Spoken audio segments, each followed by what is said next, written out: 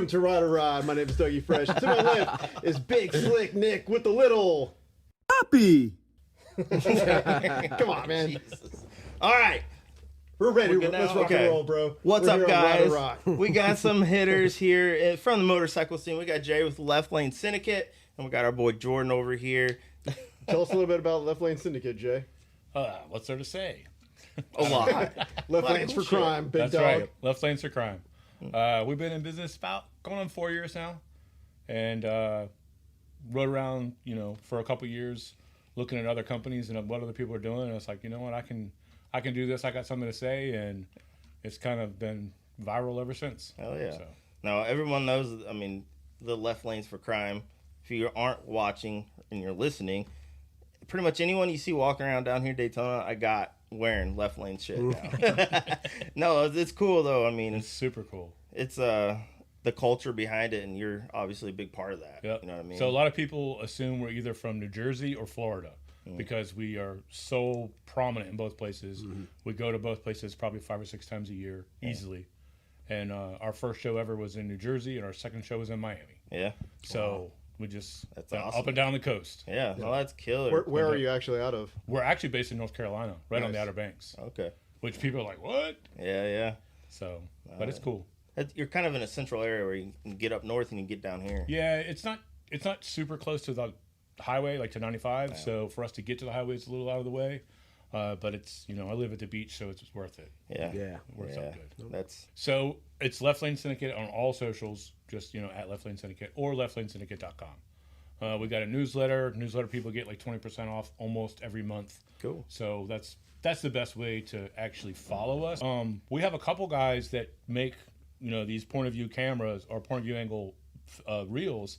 One's in California, one's in Virginia, and they make 1 or 2 a day. Yeah. Wow. And they're Just constantly smashing, dude. Yeah, and they're constantly updating stuff and putting stuff out.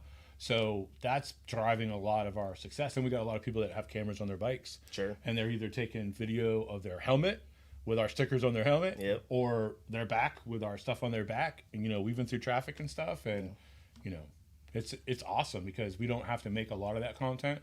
I make some content and then I got shit for it because everyone thought I was dropping my motorcycle the other day. If you haven't seen, you got to check that video out. It's funny. Loading it up and kind of made it sound like, Yeah. we had a little problem. But anyway. Where do you see Left Lane Syndicate going?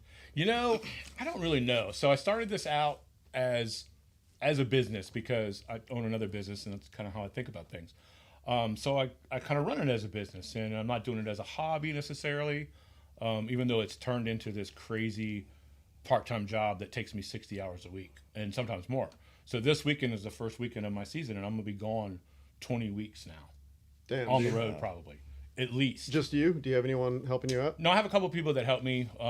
My wife comes sometimes, and I got a couple buddies, Coleman and Wayne. Thank goodness they can come and help me vend. But my trailer is set up, if you've ever seen it, that we can go to an event, set up. I can do it all by myself if I need to, and vend by myself. Yeah, we And saw then pack you up at and the leave. Burnout Nationals here. Yeah. So I did that show by myself, and it Yeah. takes an hour or so to set up, an hour or so to tear down, but it makes it doable for me. And then I run a construction company during the week, so I'm doing that all week and doing this, every weekend. What do you like better? Oh, I definitely like riding my motorcycle better. For sure. And if I get an excuse to ride my bike, that's even the best. So, like for Daytona this year, we're coming down for a couple of days, and then we're going to go back home with the trailer, and then I'm going to ride back down. Nice. You need to have 20 hours of riding in a weekend, of course. For sure. You have to. So you brought your bike down this weekend for Jordan to work on. Tell us what you're doing to it. So we did a cam this weekend, and a couple of little things, and then we're hopefully after Daytona, we're going to get back down here, do a crank, and do a 128 kit, and actually make it not a complete performance build, but it's going to be a pretty heavy duty touring bike. Yeah, meant to throw down the miles. That's, Yeah, we 'cause- were going to kind of slap some stuff on it this time around. And like literally that was the plan. We had the parts there on the lift. I pulled them last night and I was riding into work this morning and I'm like, I was just thinking about it. I'm like, man, dude, I for his bike, let's, he puts down miles when he does ride it. It does get, and it gets toured all over the country. I think it needs to be like a little bit more of a proper setup for him, So instead of a stock headed big bore kit, let's throw in a good cam right now and then let's get some parts going. I think we got my buddy Joey Wells on board. I haven't even talked to him yet, but I'm just going to put this out in the universe. He's going to go ahead and hook us up with some heads and do some porting and some bigger valves, and we'll probably end up getting a big bore kit from him. So we slapped in his cam. Yeah, his cam's straight nasty too. Yep, Oh my yep. God. Yeah, we heard you roll up today. Yeah, Joey Wells. It's a Shop 67 M480. It's a true bolt-in cam for 107 to 117 Gen 1. You could pop it into Gen 2 if you What want. are you running, a 114 in yours? It sounded sweet. It already sounded like you had 128. Yep. Yeah. Yeah, it's a great cam, Sound and it's really cool good. because it's something different. You know, everybody's got a 475 or a 3030, and those are great options. You know, I probably put in more 3030s than any other cam, but you know, it's kind of nice to have an oddball cam. And Joey is a great dude, so I think.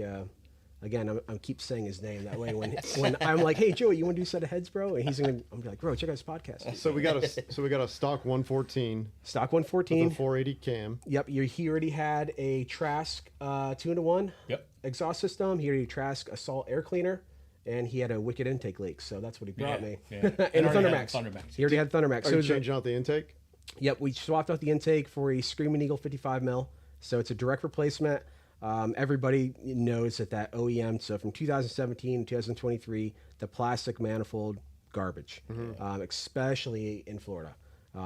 We probably at the dealership level, like we probably see, I don't know, 3, 4, 5 a month, and it don't matter, if, you know, built bagger or just some 70-year-old dude on a trike. It's got an intake leak. Wow. So it's a direct replacement. They're like $210 from Screaming Eagle. It doesn't, you know, up the size. It's a direct 55 mil replacement, stock throttle body. So maybe later on we might upgrade if we can get some sponsors. Maybe we can get HPI. I don't know. This bike, you know, that's what, you know, when he reached out and we started talking about this, at Bike Week or Biketober last year? I don't know. We've been talking about it for a minute. Yeah. It's cool, man. You know, his bike is rad. He's doing rad shit. Why don't we... You know, I gave, you know, my time. That's what I can give. It's my time, my labor hour, my time. So I'm like, dude, whatever the fuck you want to do. I'm in. As soon as I heard you were opening the shop and running it, I knew you were down here, but as soon as I heard Morse Speed was coming into existence, I got in touch with you immediately, and you're like, "Oh, I've been meaning to call you." Yeah, you were like with the first. Yeah, you and like Curtis Hoffman. There was a couple of guys that like instantly, boom. It was just like, I'm like, dude, this is so rad. You know, like. You know, where I worked at before was, you know, it was big and there was always a lot of that, I don't know, that swagger, I guess. It was always just there naturally. Yeah. So then I stepped away from and came down to the D and I'm like, oh shit, you know, it's a lot different. And I'm just one dude, you know, and I really don't think of myself that highly. So it was like, you know, it's really cool once we started getting going to this, you know, have some guys like you reach out and thank you, Teddy Morris. Dude, yeah. He's the man. He is the man. And he's the whole reason I'm here. You know, they had reached out to me before coming down here. I'd never been to Florida. Never been to Bike Week. Didn't care about Bike Week. Didn't care about the beach. And so when they had reached out, it was really cool. I didn't know Teddy at the time. And then I started following him on Instagram. I'm like, oh God, you know, the dude lives a wild life, man. How did he reach out to, like, how did he hear about you? So he heard about me. There was a general manager there for a little bit here named Josh. And I'd worked for Josh at the time. And I forget what year it was. I was working up in outside Detroit in Michigan. And so I'd worked for him a few years. And then I was contacted by a dealership in Nashville. I went down there and I worked there probably around 4-ish years. And Josh had been watching the whole time a little bit on Instagram. And so when Teddy had said, hey, dude, how do I have Daytona and I don't have a guy that can tune and do motors? And, you know, we're not looking to make something super giant machine. We just want to offer like a boutique service inside of. Like, if you come there and you buy a bike and you're like, you know what, dude, I don't give a shit about my warranty. I want to go fast. Then, hey, we can offer that here, dude. You know, you don't have to take your bike and everything and you don't have to go down the road. We should offer that. So, And that's all you do, right? that's all. Yeah. And I do line work here and there. You know, I first got here, there was nothing. So we're literally building this from the ground up. Yep. So, huge fan of Kraus, everything. I just like their lines are very simple. They're not super blocky. You know, it's just very smooth, clean. You know, I've got the Nice Wolf quality. One. Yeah. The Wolf One Triple Tree on my Road Glide. And it's just very, you know, aesthetically pleasing to look down. It's not, like I said, some guys like that chunky, blocky look on the Triple Tree. Me, I just like it nice, smooth contours, you know. Well, I've had super good luck, and their quality's top tier. Once you ride a set of their risers where it's a solid mount into the triple tree, and then their proprietary polyurethane in the riser. Sure. That is a game changer. So a lot of risers now that run the stock OEM bushing, you can go up to your bike, and there's nothing more, that'll piss you off, and you're riding, you're like, man, my bars are kind of canted this way. Yeah. Then you get to the red light, and you just shove it over. With the Kraus setup, it's a solid aluminum bushing, so there's no flex in it like that, but it still has some of that dampening in the riser. That way, the engine vibration, because you just go straight solids on a solid mount riser, your shit is and it's not fun to ride. Yeah. So people don't realize how much flex ape hangers have. oh yeah, You don't notice and it. T-bar. Until you a hop lot of on T-bars, dude. Besides Kraus, you like go. I know everyone's ran across that where they're riding their bike and they're like, dude, this thing's a little bit over that way, and then you get to the red light and just bank it over, and they're like, oh, they're in good. That's kind of scary though when you can move your handlebars around. It's brother shit, dog. Yeah, I know it. I know you don't understand it, but it's Hey, part of this hey. life. Hey, I had stretch bags and air ride and stuff Yeah. back in the day on my street glide. I could see that. Yeah, that's cool. He needs Hey, the air ride to get it all the way to the ground so he can get on the bike. seriously, it's Hey, really I'm sure too, dude. I'm gonna get it. It's embarrassing when you have to have your wife get off the pushing back. So come on, baby. Come on, yeah. It happens. Step on my hands. But no, overall, dude, it's been like I said, it's growing on me a lot here, and a lot of guys come to this area every year. Daytona is blessed with 2 bike week events, so it's really cool to see this scene, and you guys. I think what you guys are doing is super dope, and I think it's really going to work. And it's just cool to see maybe like the beginnings of this little scene here, because everywhere else I've lived, there's this scene, and it's just there, and like we get down, be nuts at this point. We're going into bike week, so I'm like, Are you going to be working every day during bike week? oh yeah, we work 8 to 8. I forget what day that starts. It's like usually a week maybe before, so probably 3 weeks ish, maybe 2 for sure, of 8 to 8s, and then after that I'm gonna go to bed for a couple days. I believe that, dude. What's your plan during bike week? So we'll be down here for the Proper Bagger Show on Sunday, the first Sunday. Isn't that sponsored by Dixon? It is. It is. Dixon. Dixon. At the very least, they're going to be there vending. I think they're a sponsor too. We'll come down Saturday, so we'll be here for Sunday for that, and then Monday we'll be at the Hangover Show in Orlando, and then we'll be probably here Tuesday night for the Thundermax The mixer. Yep. Yeah. Where's that going to be? That'll be at Destination Daytona also. And then we'll probably head back home, drop the truck and trailer off, and ride back down Friday for the races and Stunt Wars. Nice. So we're going to try and hit everything, that weekend. That's a pretty packed weekend too. Haven't been to one. Yeah. Yeah, I've never been either. I actually haven't gone to, I went to my first Supercross race in Charlotte last year, and that is insane. It was so much fun. Yeah. We were at Smokeout Rally. We weren't vending. We were just hanging out. And some of the homies were going down there, and we're like, well, let's go. So we bailed on Smokeout, rode down to Charlotte, went to the race, and then came back for the last end of Smokeout or whatever. That was a crazy trip, but super fun. So if I could do it all, it'd be great. But this is too much like work. Yeah. Oh, that's We've been trying to make time at events to ride more. So last year we did Daytona. We did 5 shows. And we had 3 days off in between those 5 shows, so we could ride a lot. Yeah. Not that there's a lot of riding, but we could actually ride and go places. And Get out and ride with the guys and people. we don't even really one see. day we went out to the Don Garlitz Museum out in Ocala. Ocala. That place is cool. Blew me away. Yeah. Like, Riding through Central Florida, like up here, is pretty nice, like along the river and stuff. Yeah. We were talking to the guys about that on the last podcast. But super sweet going inland, like on the St. Johns River and stuff. Oh yeah, Dude, yeah. The first time I went over there, I had no clue Central Florida looked like that. Once I got like Ocala National Forest, went to the springs or whatever, I'm like, Yep. I had no freaking clue, I man. haven't been there yet. Dude, it's beautiful over there, man. It's like, it's weird. I don't know. I guess I don't know what I thought Florida inland looked like, but not that. And it was awesome. It was dope. It was Yeah. super dope. You see any monkeys? No, I did look that up though before we went. That's crazy.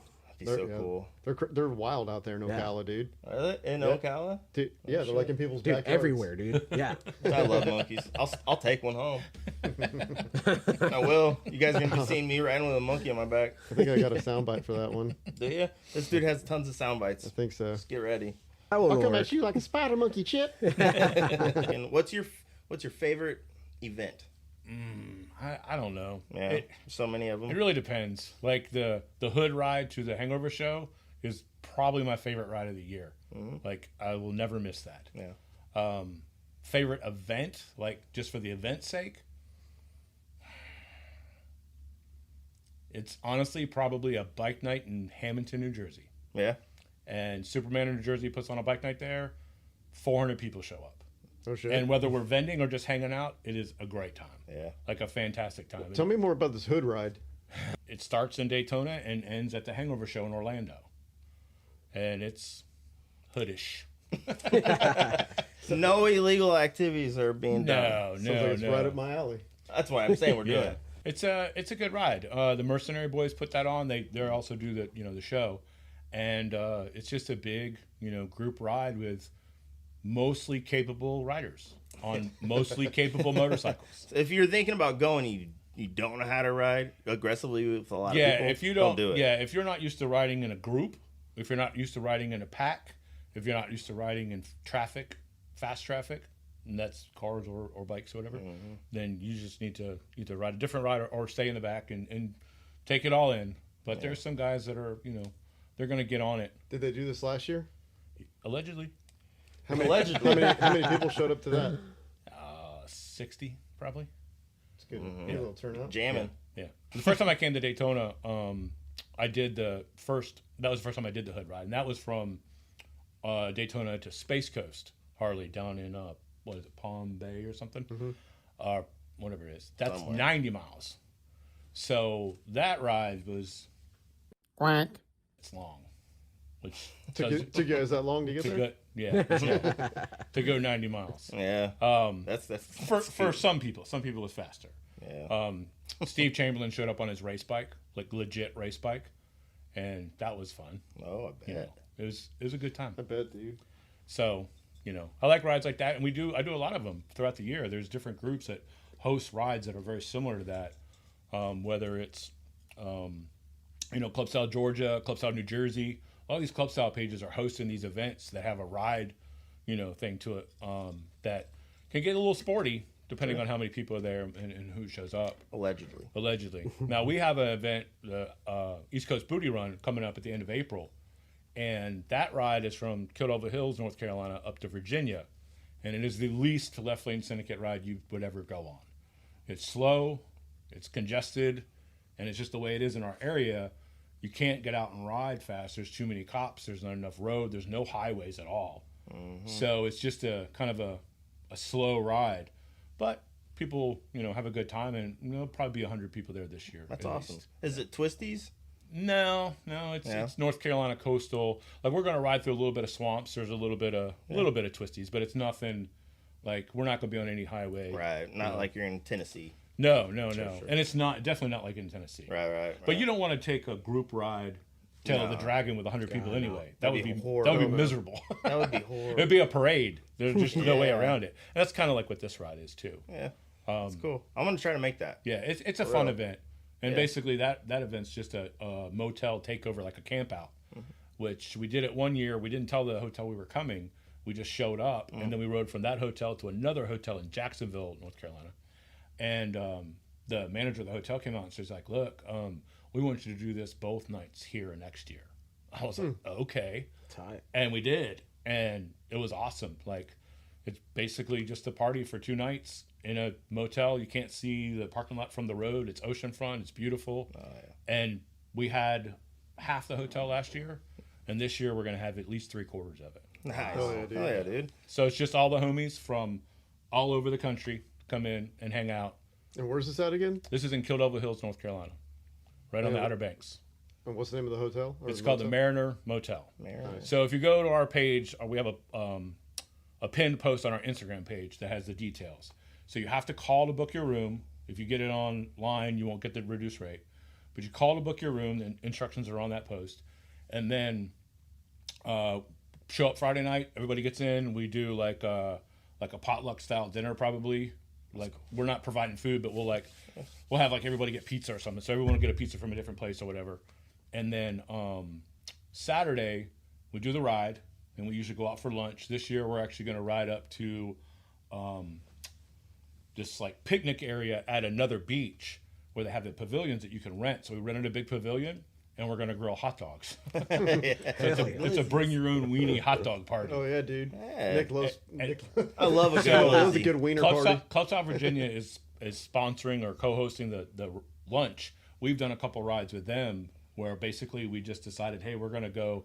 Everyone's gonna bring hot dogs, buns, ketchup, chips, whatever you want to bring, and we ride like to Jamestown and go to one of their little grill sites and fire them up and cook hot dogs. That's cool though. Yeah, You're with the super dudes. fun. Out riding. Super fun. And then we'll come back and then we get sponsors instead of like cash sponsors or anything like that. All our sponsors are items. So we hit up a bunch of big companies, a bunch of little companies, all the homies that support the ride and that are there. They'll be donating stuff too. So that's Club Style New Jersey, Club Style Tennessee, Club Style North Carolina, Club Style Georgia, Club Style Virginia.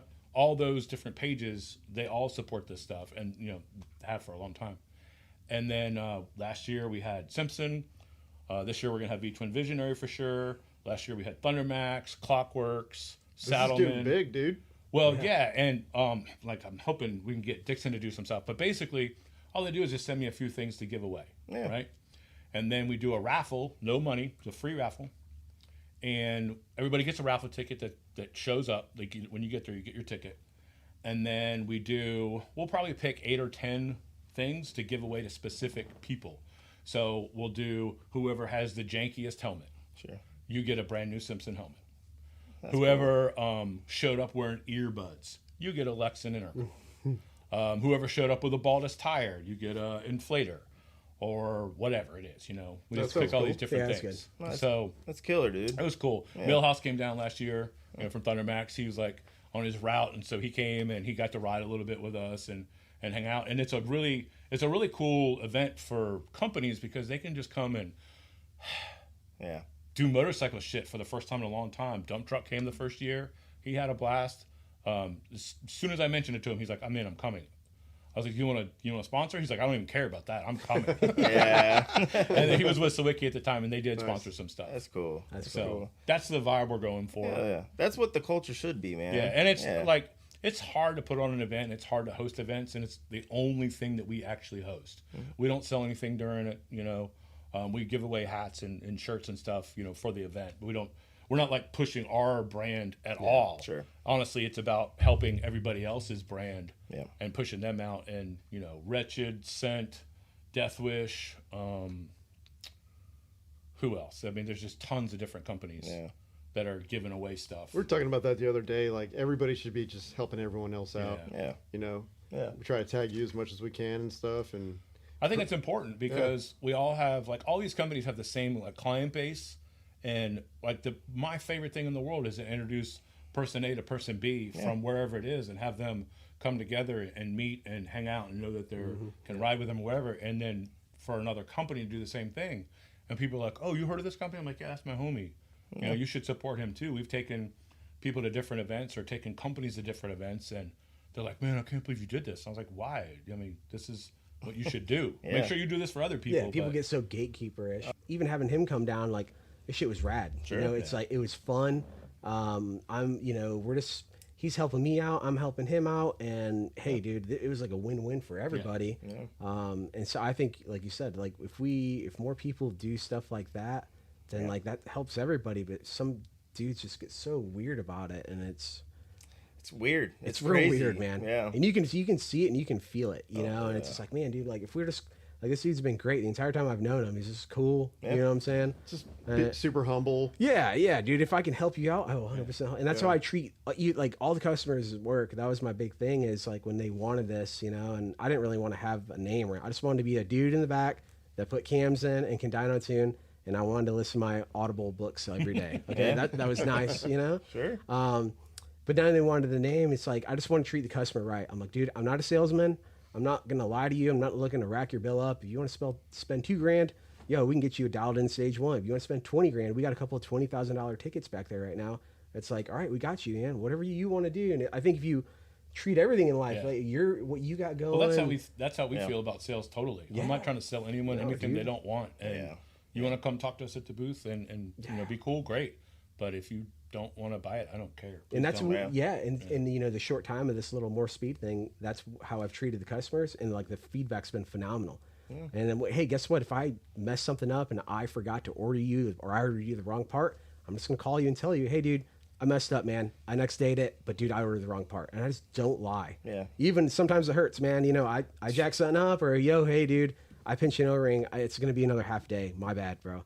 But I don't lie to them, and like, I'm not getting burned. You know what I'm saying? Nobody likes smoke being blown up. No, there. and you can tell. We even rescheduled this trip, and you're like, "Hey, man, we were waiting on some parts, and I'm like, do it for this reason." I'm like, "Cool, thank you for being straight with me, and we'll communicating. plan it. We'll plan it for Valentine's weekend because I'd love to be on the road." Yeah, yeah. My wife was like, "You know what? This is a really good weekend for you to do it with Jay." I'm like, "All right, tight."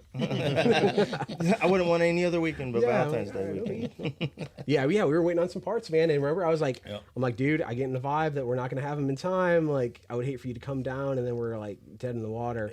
Yeah. And I think just call it for what it is. Just a little bit of honesty goes a long way towards your credibility. Oh yeah. And people would be referring you left and right. Yeah, because like right now, if we come out and like even with you, like if you come out talking some shit and you can't, step up to that plate or wherever you talked, dude, you're done. Yeah. We're so new, and I'm so new. I'm like, dude, I just gonna tell the truth, even if it hurts, and at least I can go home and be like, hey, I didn't lie to the guy, man. I just shoot him straight. And it's huge. It is, man. It is, and I think like the biker scene, there's so much of that where it's really tight, and you can see look at all the companies that like hit you up and are supporting you, and like you look at the other events, and a lot of the same companies are doing the same thing because of those.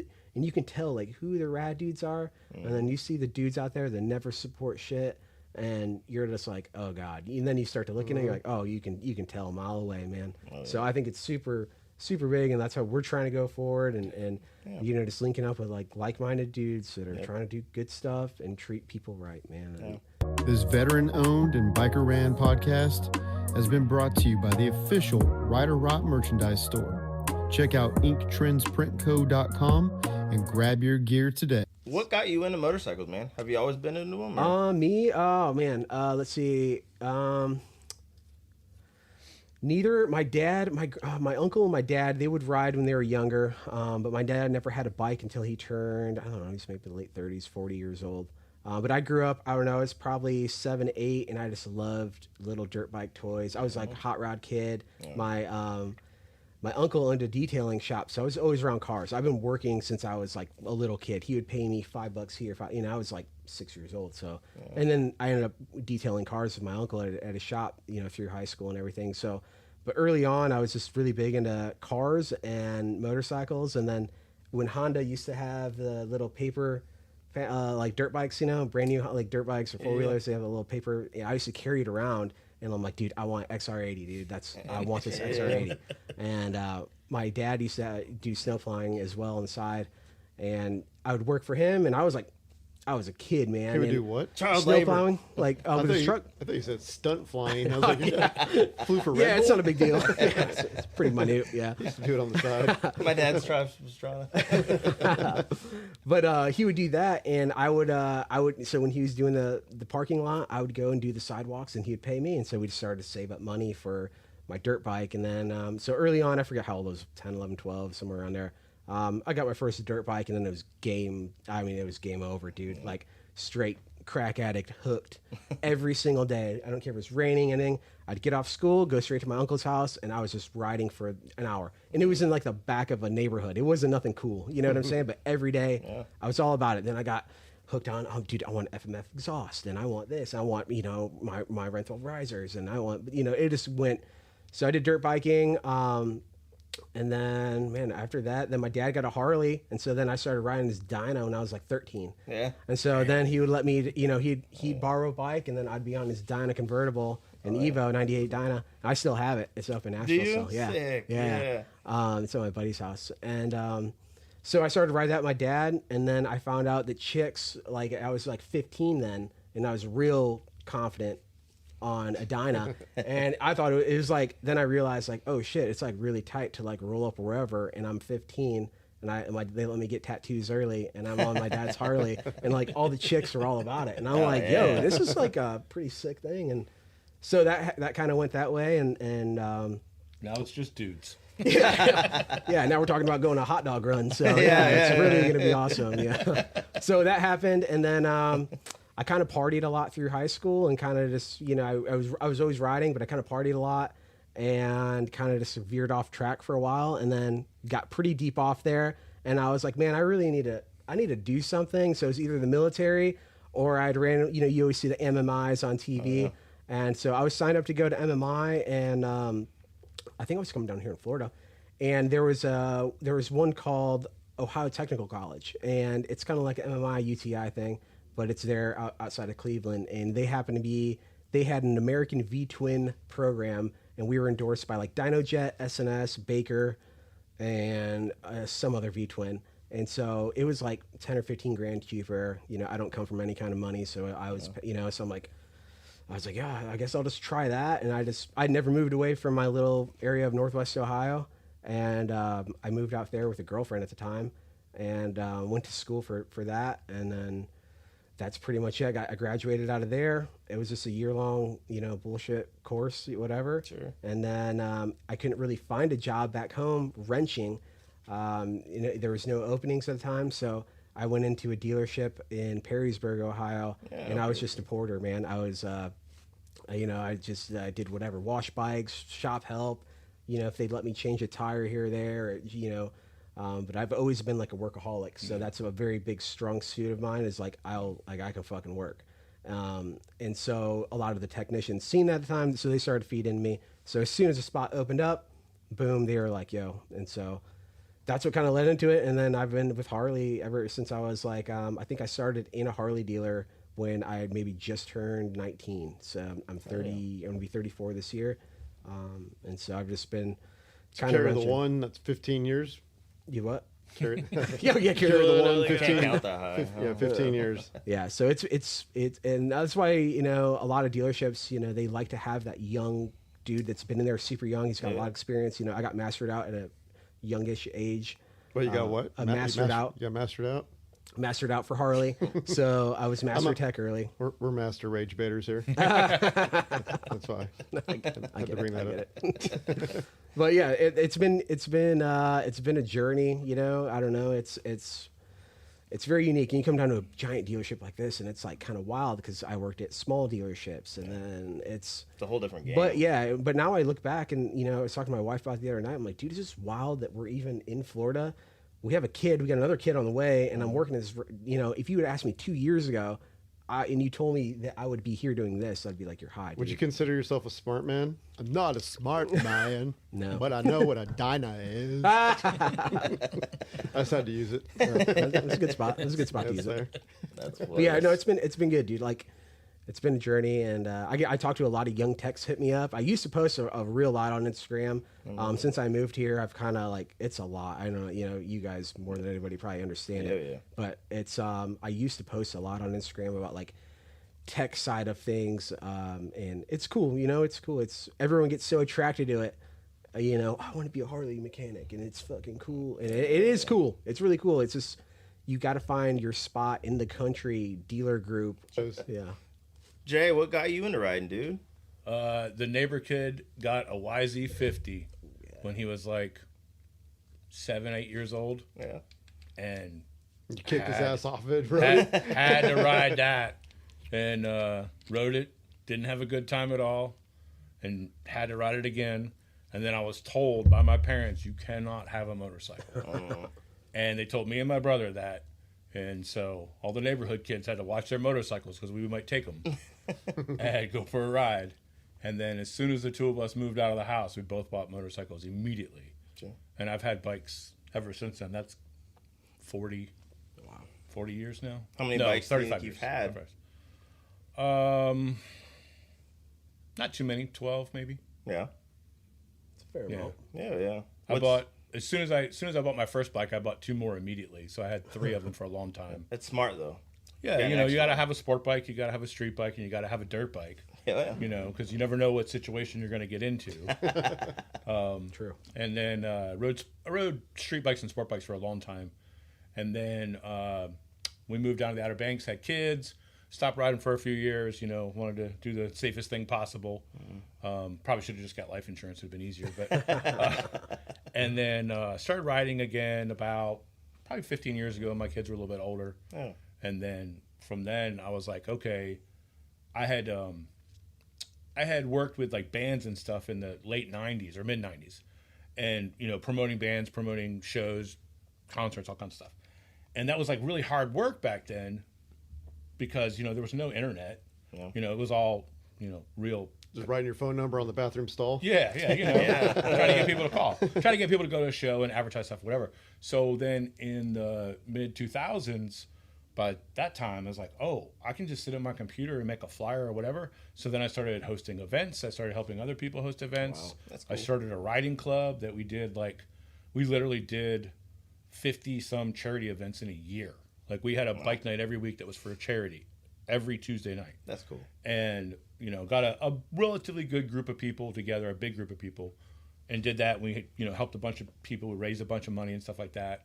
And then I got into club life because I wanted to ride more and not do as much charity work. So that was like a 3 or 4 year like hiatus from riding at home. And I rode, I was all over the country then. And then when I left that club, I was like, I need to do something else.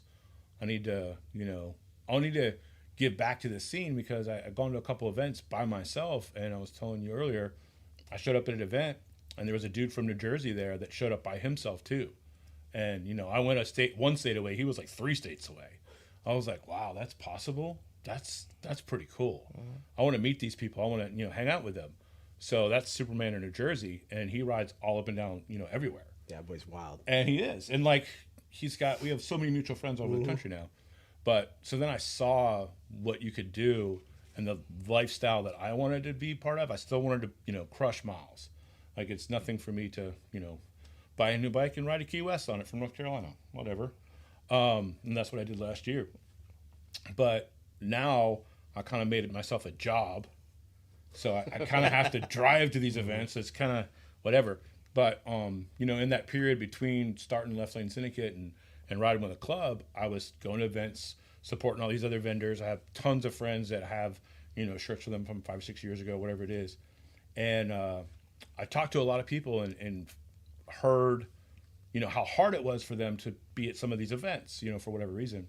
So I was like, all right, how would you feel about wholesaling your stuff and having someone else sell it, if they went to an event? And they're like, yeah, that's great. So now we sell, off and on, Outcast Culture, Shifter Crew, Ride Faster Pussy. We're getting ready to do a LFG collab drop and a couple other brands. So we can actually take their stuff all around the country. Nice, dude. Which is like, I want to help everybody. I never thought our designs were going to be as popular as they are. And I had it in my mind, it was going to be like half and half. But now with the Left Lanes for Crime, we've got, 15 different SKUs with just that one logo on it, and it sells like gangbusters. Oh, yeah. That's crazy. So I don't have the room. I'm on my second enclosed trailer. The first it's the one. Perfect message, bro. Yeah. Very direct. Yeah. We met some dude at the gas station. Oh, yeah, like, right I away love here. your Yeah. jacket. Yeah, he was a sport bike dude. Yeah. Yeah, exactly. And he's like, you got to come ride with us. We do a group ride every week and da-da-da-da-da, because he was hitting on Jordan. And my hair was down. I love when some dipshit's going slow as fuck in the fast lane, and I have this on, and I just get right in front of them, and I know they're reading it. Yeah. And that's the whole purpose of the shirt, because the slogan had been around for a while before we made it into an actual shirt. But I wanted to have an actual road sign, so I made myself one. And then I was like, oh, man, I should probably do something with this. Maybe I'll make a sticker for myself. And I was kicking it around, and Superman in New Jersey, who had this big bike night in Hamilton, New Jersey, he was doing a event called the Jersey Pines Bike Fest. And he's like, hey, we're looking for vendors. And I was like, hey, what do I need to do to vend? He's like, just send me your logo. I was like, okay. I was like, hey, man, like, my graphics guy did other stuff. And I was like, make me this logo real quick. So he made the Left Lane Syndicate logo. I sent it to him. He's like, they're going to be here. I was like, well, we got to do this shit now. Yeah. And we literally just built it all to go. That's how it took off. Support Sam and nice people. I mean, we're up there 6 times a year probably doing different stuff with him. How far is he from you? About 6 hours. Awesome. Yeah, if you're coming out for Performance Hangover Show proper, any of the shows, you're going to see Jay. We'll be at the Thunder Max Mixer also, and we will be at Stunt Wars? At the Stunt Wars. Woo, yeah, good. Yeah, it's gonna be. I'm stoked for that. It's gonna be cool. We probably won't be vending for that, but we'll definitely be. You're hanging out with us, man. Oh yeah, we'll be hanging out. Sweet. Oh yeah.